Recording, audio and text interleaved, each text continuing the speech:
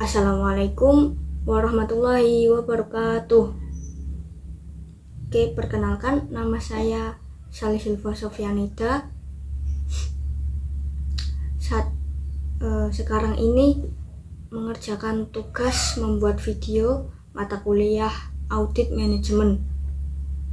Di video ini saya akan membahas tentang audit sumber daya manusia, khususnya pada kasus rekrutmen tenaga kerja yang dianggap tidak transparan di Prabu Muli. Jadi, kasus ini tentang proses rekrutmen yang dianggap tidak terbuka. Para pendaftar tidak tahu dengan jelas bagaimana proses seleksi dilakukan dan kenapa mereka bisa lolos atau tidak. Dan karena hal ini, akibatnya banyak yang merasa tidak adil dan akhirnya muncul protes dari masyarakat.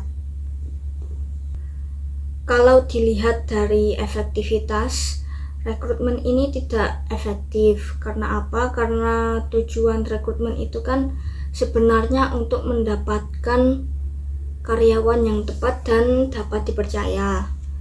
Tapi dalam kasus ini justru muncul ketidakpercayaan terhadap hasil akhir. Kemudian dari sisi efisiensi, rekrutmen ini juga tidak efisien karena adanya protes dan kemungkinan seleksi ulang, jadi membutuhkan waktu, tenaga, dan juga biaya tambahan.